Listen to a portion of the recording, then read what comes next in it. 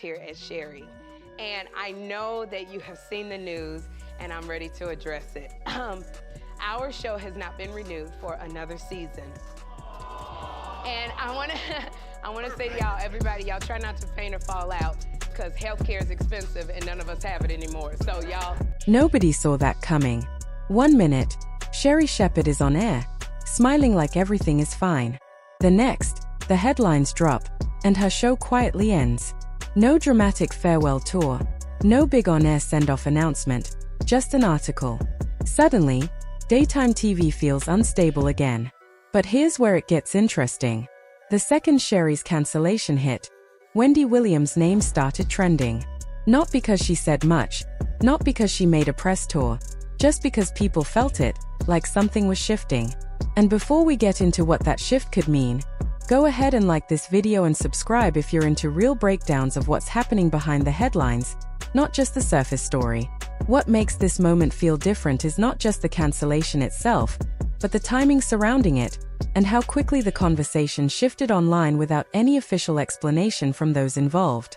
Viewers are noticing patterns, comparing past media shakeups, and trying to connect dots between familiar names in daytime television. This is exactly why discussions around legacy talk shows continue to resurface, because every change in programming feels like part of a larger shift in how audiences consume and trust daytime media today. Overall context. No, people don't understand when we are in power, the battles we gotta fight that you will never know. Now, let's talk about what nobody wants to say out loud. Sherri's cancellation doesn't feel random. It feels strategic. The official statement said the show wasn't renewed because of the evolving daytime television landscape. That's corporate language. That's the kind of sentence you use when you don't want to explain the real reason. Because here's the thing, Sherri's ratings weren't collapsing. The show wasn't bleeding money. It wasn't a catastrophic failure. So when something is stable but still gets cut, you have to ask, who benefits from that slot opening up? And that's when Wendy's shadow enters the room. Wendy Williams built her brand on being unpredictable, sharp, messy, hilarious, sometimes controversial, but always watchable. She didn't just host a talk show, she created moments, viral ones, the purple chair, how you doing? And hot topics that felt like gossip you weren't supposed to hear on television. Daytime executives love that kind of heat, because heat equals headlines, and headlines equal ad revenue. That's why conversations around replacement energy in daytime TV never really disappear, even when shows look stable on the surface. Because the industry always moves toward whatever keeps viewers talking the most at any cost right now. Keep a show on the air. There are things that we have to do that people will tell us.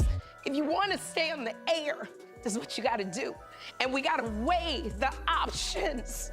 And sometimes we make bad decisions and we look up and we go, in hindsight, maybe I should not have done it, but I just want to open the door and give a platform to people who look like me. And when Wendy stepped away due to her health struggles and guardianship situation, the space she left behind never fully closed. Sherri stepped in, but stepping into someone else's legacy is different from owning it. And that's not shade. That's pressure. Sherri's tone was lighter, more inspirational, more faith-based at times, safer. And while positivity sounds great in theory, daytime TV has always quietly rewarded drama over peace. Viewers say they want wholesome content, but ratings often spike for chaos. That's the uncomfortable truth of the industry. Then there was Sherri's emotional moment on air, when she spoke about Tyra Banks and the pressure of doing what you have to do to stay on television. That wasn't just commentary, it felt personal. When she said people don't understand the battles fought behind the scenes to stay on air, it didn't sound like a simple defense of Tyra. It sounded like someone speaking from experience, like someone who had been told, if you want to keep this platform, here's what you need to give us. And maybe she didn't want to give it.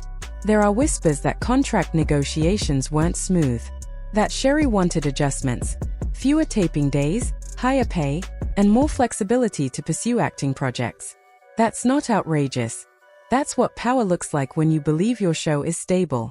But networks don't always reward confidence. Sometimes they replace it. And here's the part that makes the internet buzz louder. Reports suggest Wendy could be moving toward more freedom from her guardianship situation soon. If that happens, the question practically writes itself.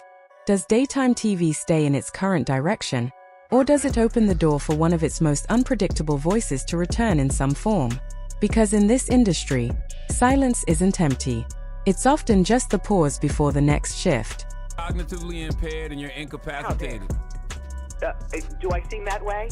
No. You've been God calling, damn it. You've been calling me 5 times a day for the last 2 weeks. No, you don't seem that way.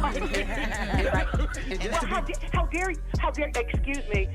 Who I naturally am is who I naturally am. You know what I'm saying? Right. And my niece knows all about that crap. I mean, I'm sorry. Wendy herself has publicly questioned why she remains under control after reportedly passing capacity tests. She has appeared in interviews sounding sharp, present, aware, and determined. And when the public hears a comeback tone in someone's voice, speculation naturally grows, because redemption arcs are powerful and, in media terms, highly marketable. And imagine the headline: Wendy Williams returns to reclaim daytime after being pushed out. That's a narrative executives can package, promote, and monetize. But this isn't a movie script, and the reality behind it is far more complicated. Wendy's health battles were serious.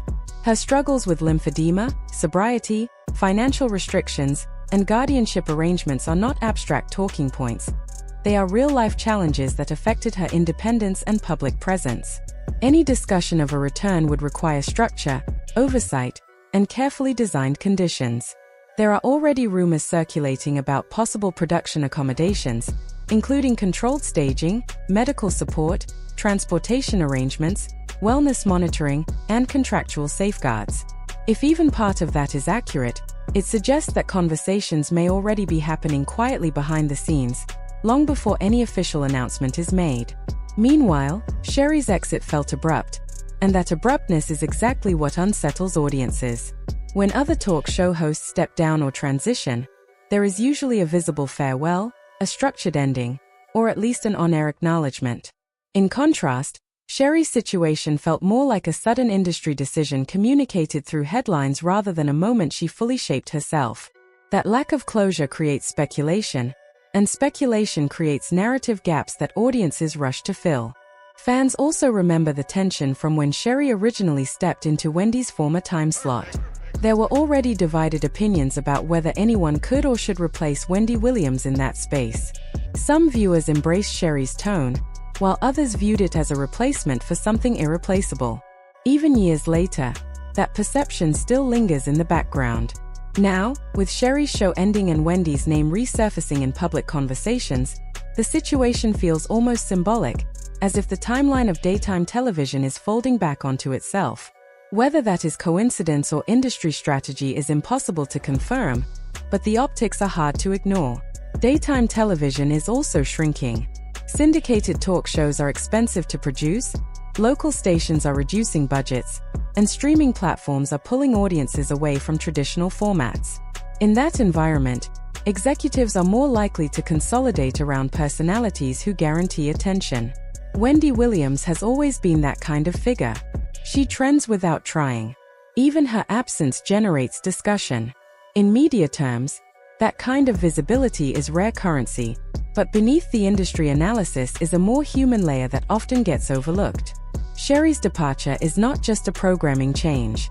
It represents the loss of structure, routine, and stability that daily television provides. For someone who worked for years in supporting roles before stepping into a leading position, losing that platform carries emotional weight that goes beyond contracts and ratings. That's why her emotional moments on air resonated with viewers. When she spoke about the pressure of staying on television and referenced the unseen struggles behind public success, it didn't feel like casual commentary. It sounded reflective, like someone who understands how fragile visibility in entertainment can be. A line she shared about making decisions just to open doors and later questioning those decisions adds another layer. It suggests compromise, ambition, and the quiet tension between opportunity and personal comfort. That is not unusual in television, but it becomes more visible when a show ends suddenly. This is why three narratives are circulating at the same time. First, that this is purely a business decision tied to ratings, contracts, and changing media economics. Second, that creative or financial disagreements led to an internal split between vision and execution.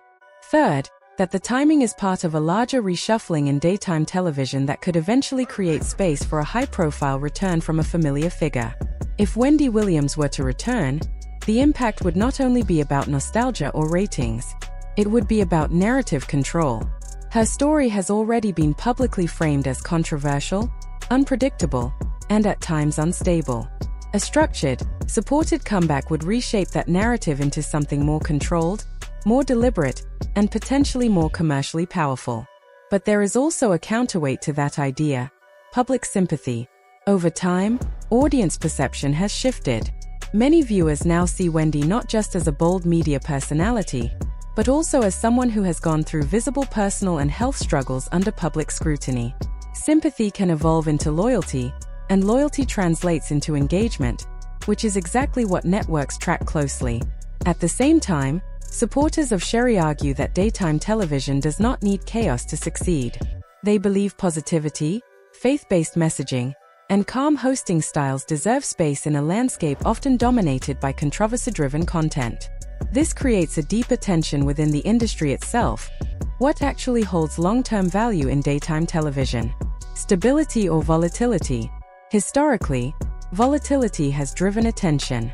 Conflict, confrontation, and unpredictability have consistently produced viral moments and cultural conversation. But stability builds trust and consistency, even if it generates fewer headlines. Executives are constantly balancing those two forces. Right now, with uncertainty surrounding multiple shows and personalities, that balance feels especially fragile. Even without official confirmation of any comeback or replacement strategy, the mere possibility reshapes how audiences interpret every cancellation, every contract change, and every media rumor. Wendy's presence in the conversation, even without action, continues to influence perception. That in itself is significant. In entertainment, influence does not always require visibility. Sometimes it survives through memory, reputation, and unresolved narrative energy. So the question becomes less about whether Wendy Williams is officially returning, and more about why her name continues to re-enter the conversation at moments of industry transition, and whether the structure of daytime television is quietly preparing for another shift toward personalities who generate attention at scale. Because in this space, silence rarely means absence. It often means anticipation. And when the industry begins to shift like this, even subtly, audiences usually feel it before anything is confirmed.